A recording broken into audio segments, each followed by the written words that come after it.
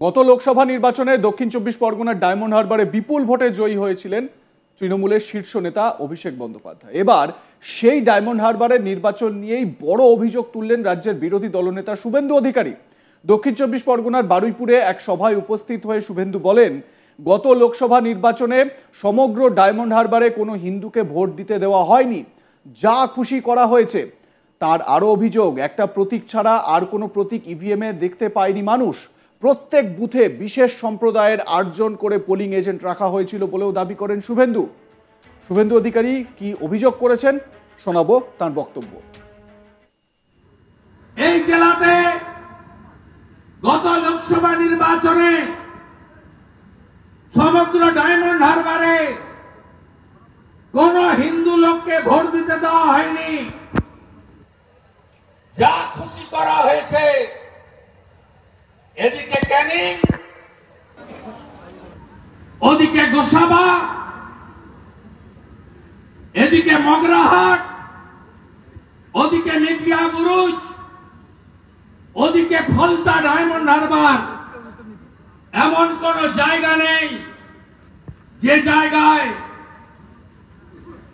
24-এর লোকসভা নির্বাচনে ভোট লুট হয়নি। বাড়িতে তালা লাগিয়েছে, ইভিএম এর স্টিকার লাগিয়েছে, একটা প্রতীক ছাড়া আর কোন প্রতীক ইভিএম এ দেখতে পায়নি মানুষ। আর যে বেরিয়ে এসে বলেছে আমি পদ্মফুল খুঁজছিলাম কোথায়, সে চিহ্নিত হয়েছে, তাকে বুথেই মারা হয়েছে। প্রত্যেক বুথে ৮ জন করে পোলিং এজেন্ট রাখা হয়েছিল, বিশেষ সম্প্রদায়ের, বিশেষ গুন্ডাদের, শান্তির ছেলেদের। প্রসঙ্গত, সম্প্রতি এক সাংবাদিক বৈঠকে শুভেন্দু অধিকারী বলেন, আমিও তৃণমূলে ছিলাম, আমিও অনেক ইফতারে গিয়েছি, সেখানে এই রুমালটা থাকতো। পবিত্র গুরুদ্বারায় গেলেও মাথায় কাপড় দিতে হয়, এই রকম করে কখনো করিনি। আর এই কথা বলার সময় পকেট থেকে রুমাল বের করে বিশেষ অঙ্গভঙ্গি করে দেখান শুভেন্দু অধিকারী। তবে এ বিষয়ে অবশ্য কারো নাম তিনি করেননি, যদিও তার অঙ্গভঙ্গি এবং বক্তব্য যেটা বোঝাতে চেয়েছেন তাতে করে বোঝা গিয়েছে যে তিনি কার কথা বলছেন। যোগী আদিত্যনাথের উত্তরপ্রদেশে যা যা ঘটছে সেই ব্যবস্থা বাংলাতে চালু করা প্রসঙ্গে মুখ খোলেন রাজ্যের বিরোধী দলনেতা শুভেন্দু অধিকারী। বুধবার কলকাতার মুরলীধর সেন লেনে বিজেপি পার্টি অফিসে সাংবাদিক বৈঠকে শুভেন্দু এক সাংবাদিকের প্রশ্নের উত্তরে বলেন, আমিও তৃণমূলে ছিলাম, আমিও অনেক ইফতারে গিয়েছি, সেখানে এই রুমালটা থাকতো। পবিত্র গুরুদ্বারায় গেলেও মাথায় কাপড় দিতে হয়, এই রকম করে কখনো করিনি। শুনুন কি বোঝাতে চেয়েছেন শুভেন্দু অধিকারী। আদিত্যনাথজি যে ফর্মুলার কথা বলছেন, যে তিনি যদি পারেন মাইক খুলে নিতে, তিনি যদি কনফার্ম করতে পারেন, বাংলা কেন পারবে না? এই ফর্মুলা কি এই মুহূর্তে চালু হওয়া প্রয়োজন রয়েছে? যে ফর্মুলা যোগী আদিত্যনাথজি বলছেন যে তিনি ইউপিতে চালু করেছেন, সেই ফর্মুলা কি বাংলাতেও চালু করার প্রয়োজন রয়েছে? কাকে বলছেন আপনি এই কথা? আপনাকে জিজ্ঞেস এরকম করে কাপড়,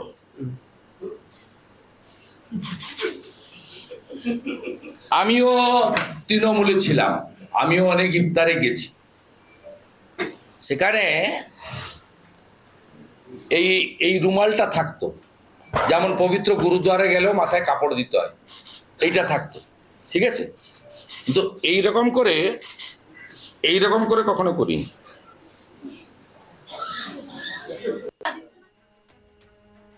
এই বক্তব্য যখন তিনি বলছেন, রুমাল বের করে বিশেষ অঙ্গভঙ্গি করেছেন বিরোধী দলনেতা, বুঝতে আশা করি অসুবিধা হচ্ছে না কার প্রসঙ্গে তিনি কথা বলছেন।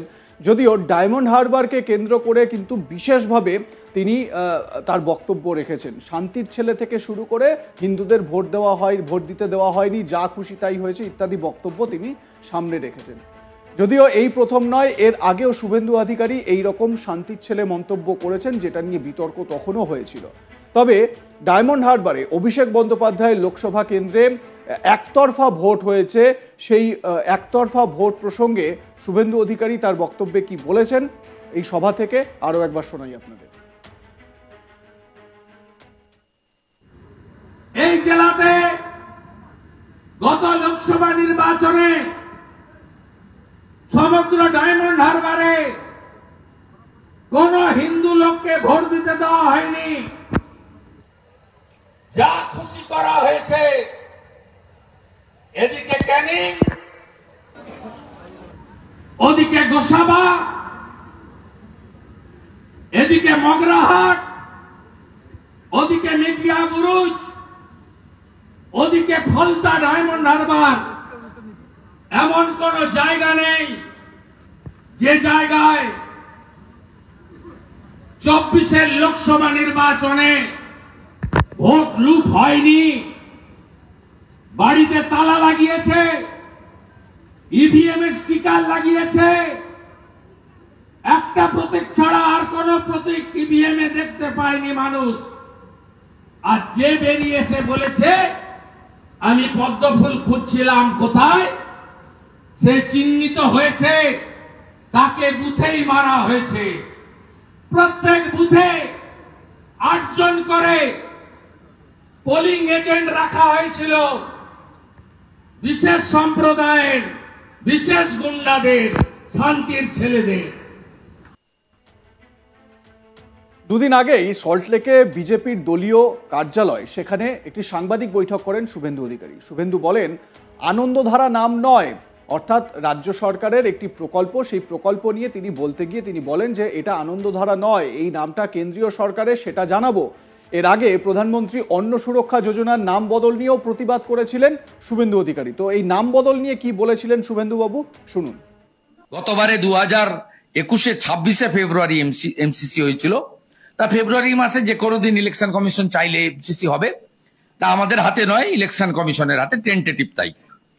তা এর মূল উদ্দেশ্য এই দলদাস বিডিওদের দিয়ে এবং অধিকাংশ ডিএম, অযোগ্য ডিএম যারা, সেই সমস্ত দুর্নীতিগ্রস্ত চটি চাটা স্তাবক ডিএমদেরকে দিয়ে এই টাকাগুলো প্রথমত সুদ আর্নিং করে খেলা মেলা, দুয়ারে সরকার, আইপ্যাককে পেমেন্ট করা, মুখ্যমন্ত্রীকে বলো এগ্রিমেন্ট হয়েছে প্রতীক জৈনের সঙ্গে 161 কোটি টাকা, তার পেমেন্ট আইপ্যাকে ছানাপেনাদের, চোরেদের। তারপরে আপনার ডিসেম্বর মাসে টাকাটা জানুয়ারি মাসে ঢুকিয়ে দিয়ে এই দালালগুলো গিয়ে বলবেন যে মুখ্যমন্ত্রী দিল, এটা আনন্দধারা নাম নয়, আমরা কমপ্লেন করব। এই নামটা সেন্ট্রাল গভর্নমেন্টের, সেই নাম করতে হবে। আমরা ইতিমধ্যে স্বাস্থ্য দপ্তর নিয়ে করেছি, আমরা প্রধানমন্ত্রী অন্ন সুরক্ষা যোজনার নাম বদল নিয়ে করেছি, এর আগে প্রধানমন্ত্রী গ্রাম সড়ক যোজনা নিয়ে করেছি, স্বচ্ছ ভারত অভিযানে নির্মল বাংলা নাম দিয়ে চালানো, তারও প্রতিবাদ আমরা বিভিন্ন স্তরে করেছি। প্রত্যেকটা ইঞ্চিতে ইঞ্চিতে নো সেটিং অপোজিশন বিজেপি। 11 সালে সিপিএমও করেনি, 16-তে কংগ্রেসও করেনি। আমরা এই কাজটা নিষ্ঠার সঙ্গে করছি, এটাও করব। আমি শুধু এই সরকারকে আপনাদের মাধ্যমে হুঁশিয়ারি দিচ্ছি যে 31শে মার্চের মধ্যে এই টাকা নামিয়ে দিতে হবে। আপনাদের মতামত জানাতে থাকুন, দেখতে থাকুন আজ তাক বাংলা, সাবস্ক্রাইব করুন ইউটিউব চ্যানেলটি।